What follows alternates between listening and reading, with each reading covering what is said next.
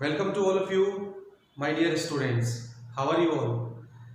Today we are going to start our new chapter from Social Science, Chapter 2, Ideals of our Constitution.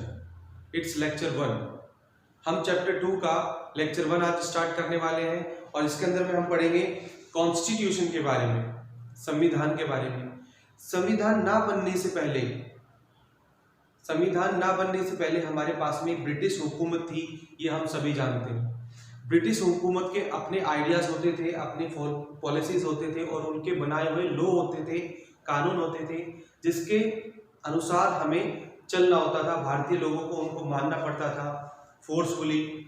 लेकिन when we got our freedom, जब हमने अपनी स्वतंत्रता प्राप्त की 15 अगस्त 1947 को, 15 अगस्त 1947 को, हमारे देश के जो टॉप मोस्ट लीडर थे, जो बहुत विख्यात जो नेता थे, जैसे Pandit Jawaharlal Nehru, doctor B.R. Ambedkar, Rajendra Prasad, K.M. Munshi, N. Rajagopalachari, B.N. Rao, ठीक है, सोमनाथ लाहिरी, इस तरह के इन नेताओं के ऊपर में एक जिम्मेवारी थी। वो जिम्मेवारी ये थी कि देश का एक ऐसा कानून का निर्माण किया जाए, एक ऐसे कॉन्स्टिट्यूशन का निर्माण किया जाए तो देश को एक, क्योंकि जो हमारा देश का इतिहास रहा, पहले एक मोनार्च रहा, मोनार्च के बाद में फिर एक स्लेवरी रहा, हम गुलाम रहे ब्रिटिश के, ब्रिटानिया हुकूमत के।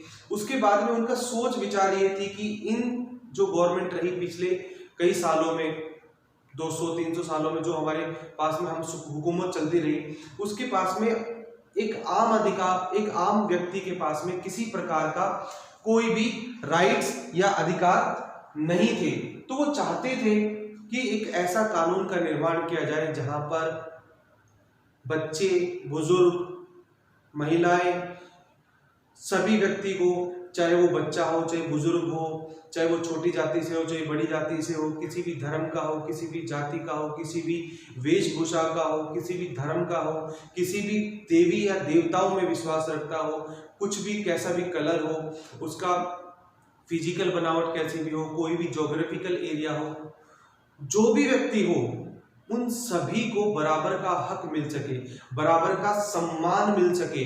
तो ऐसे कॉन्स्टिट्यूशन बनाने की उन पर जिम्मेवारी थी और ये कॉन्स्टिट्यूशन उस कंट्री को, मीन्स हमारी कंट्री को बनाने वाला था एक डेमोक्रेटिक कंट्री, जहां पर सब लोग इक्वल होंगे, सबको समान अपॉर्चुनिटी होगी। और एक सबसे बड़ी बात, जो सबसे इंपॉर्टेंट बात थी, कि सभी व्यक्ति को विदाउट ऑफ एनी डिस्क्रिमिनेशन सबके पास में राइट टू वोट होगा, मीन्स फ्रेंचाइज होगी, अधिकार होंगे अपने नेता को स्वयं चुनने का, अपने राजा को, मीन्स या फिर जो उन पर रूल करने वाला है वो व्यक्ति, एक आम व्यक्ति उसको सिलेक्ट कर सके अपने bye vote.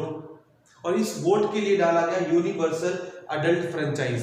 I do hope कि आपने प्रीवियस क्लास में कई बार सुना होगा यूनिवर्सल अडल्ट फ्रेंचाइज, कि वो होता है जो those citizen who are above 18 years old, जो 18 साल से ऊपर है, तो चाहे वो लड़का हो, लड़की हो, बुजुर्ग हो, चाहे बच्चा हो, चाहे वो गोरा हो, काला हो, किसी भी धर्म का हो, किसी भी जाति का हो, एटसेट्रा, उसे वोट डालने का पूर्ण अधिकार है और उसे अपने नेता चुनने का अधिकार है। That is called right of voting. तो हुआ क्या था बेटा, अब चलो ठीक है, हम जानते हैं कि मेकिंग ऑफ कॉन्स्टिट्यूशन हुआ कैसे, बना कैसे था। तो बेटा अगर हम अपनी बुक से थोड़ा सा अलग हट करके अगर बात करें, तो ये बात है बेटा हमारे ऑन 29 दिसंबर 1929, मैंने कहा 29 दिसंबर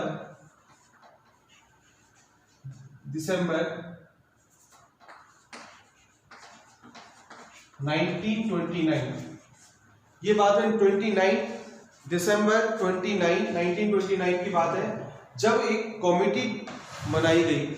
इस कमेटी में क्या हुआ कि जवाहरलाल नेहरू, जो हमारे पंडित जवाहरलाल नेहरू थे, उन्होंने एक मीटिंग बुलाई लाहौर के अंदर में। इन लाहौर के अंदर में एक मीटिंग बुलाई और इस मीटिंग के अंदर में पोस्टिंग किया गया हमारा फ्लैग। और इस फ्लैग में हुआ क्या बेटा, और लाहौर के अंदर में कुछ नेताओं ने मिलकर के ये डिक्लेयर किया भारत को एक पूर्ण स्वराज्य। पूर्ण स्वराज्य मतलब कि एक ऐसा देश जिसके पास में अपना खुद का शासन होगा, खुद की सरकार होगी, हमारा पूर्ण स्वराज होगा। पूर्ण स्वराज मीन्स सेल्फ रूल। तो इस तरह से एक पूर्ण स्वराज की गठन किया गया। और उसके कुछ दिन बाद 26 जनवरी 1930 को भारत को एक पूर्ण स्वराज घोषित कर दिया गया। मान लीजिए 26 जनवरी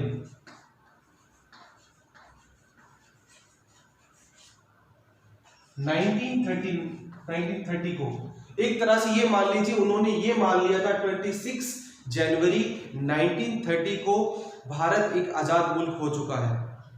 ये बात चल रही है। लाहौर में एक अधिवेशन हुआ, पंडित जवाहरलाल नेहरू ने अपने लीडर्स बुलाए आईएनए के, इंडियन नेशनल कांग्रेस के।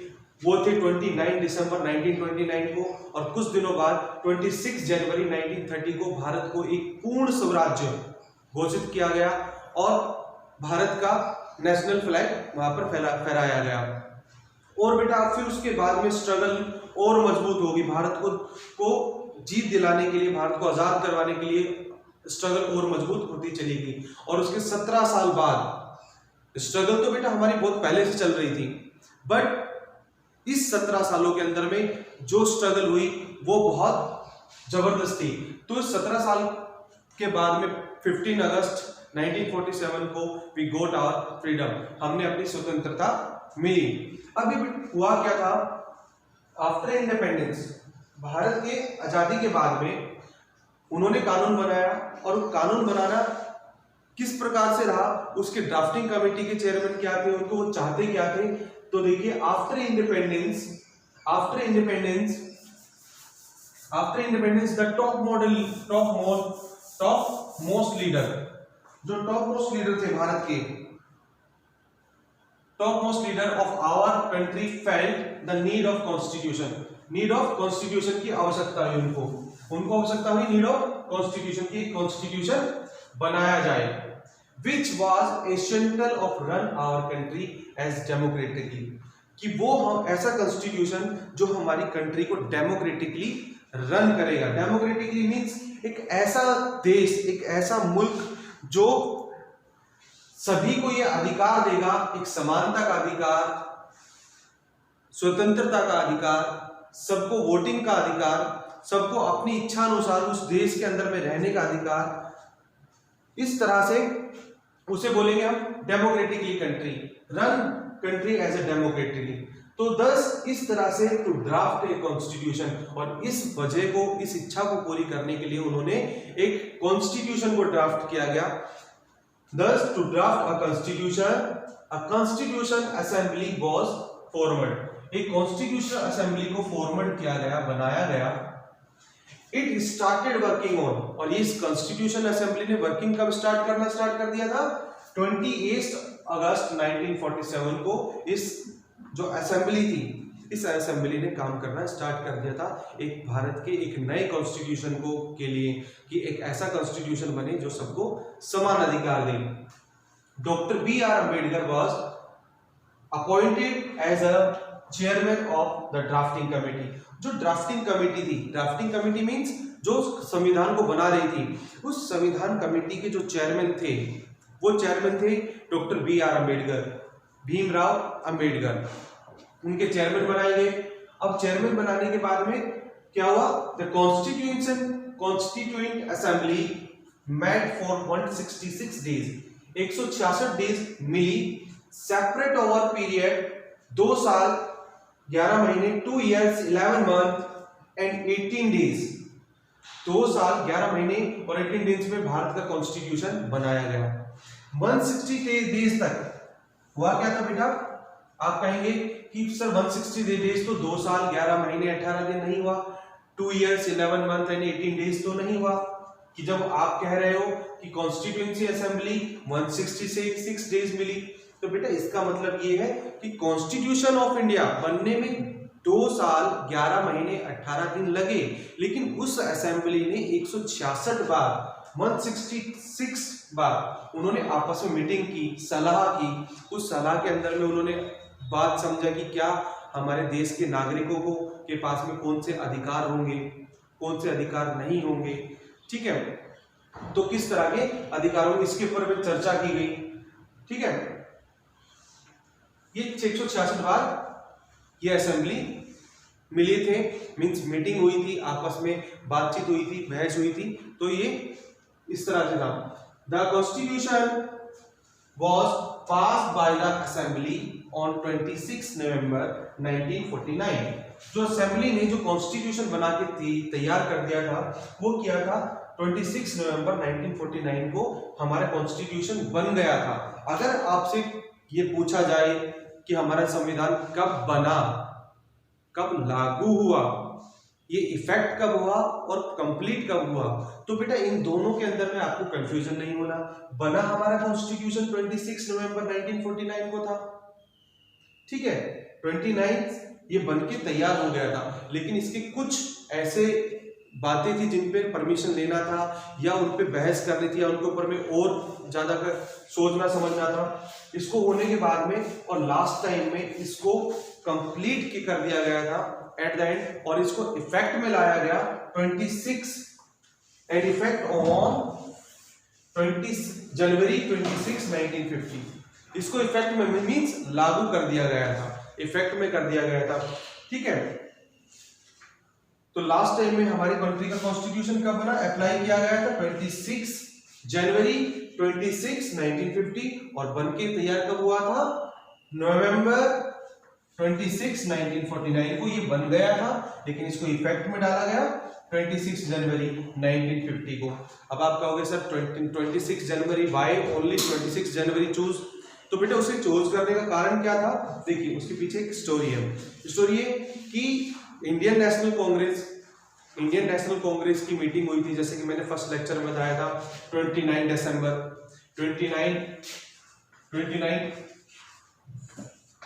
दिसंबर को ये 1929 को जवाहरलाल नेहरू ने पंडित जवाहरलाल नेहरू ने एक मीटिंग बुलाई थी लाहौर के अंदर में। फिर उसके बाद में क्या हुआ था, 26 जनवरी 1930 को भारत को पूर्ण स्वराज्य घोषित कर दिया था। पूर्ण स्वराज्य मतलब था टोटल इंडिपेंडेंस भारत के। तो उसी जनवरी को, इस 26 जनवरी को एक रिमेम्बरिंग डेट रखते हुए भारत के कॉन्स्टिट्यूशन को ही इसी पर एप्लीकेबल कर दिया गया था कि 26 जनवरी 1950 को भारत का कॉन्स्टिट्यूशन अप्लाई हो गया था, इफेक्ट आ गया था। तो इसलिए 26 जनवरी को एप्लीकेबल या इफेक्टिव डेट रखा गया कि देश का स्वराज, कि भारत अब एक टोटल इंडिपेंडेंस कंट्री होगा। और बेटा इसके अंदर में हुआ क्या था, जब हमने पहला अपना 26 जनवरी सेलिब्रेट किया था तो उस टाइम में चीफ गेस्ट आए थे इंडोनेशिया के राष्ट्रपति सुकार्नो, जो कि इंडोनेशिया के प्रेसिडेंट थे। उनको chief guest, as a chief guest बुलाया गया था। और ये एक ऐतिहासिक पल को पूरे विश्व ने देखा था कि भारत अब एक पूर्ण स्वराज देश बन चुका है, टोटल इंडिपेंडेंस कंट्री बन चुका था। उसका एक अपना कॉन्स्टिट्यूशन था जिसके अंदर में सभी व्यक्तियों को पूर्ण अधिकार थे अपने एंजॉयमेंट के लिए और अपनी स्वतंत्रता के लिए। आई होप कि बेटा ये चैप्टर आपको अच्छा लगा होगा, ये टॉपिक आपको बहुत पसंद आया होगा। इसके बाद में लेक्चर के बाद में इसका एक स्क्रीनशॉट भी आप ले सकते हो। And thank you so much for watching the video. All the best, God bless you all.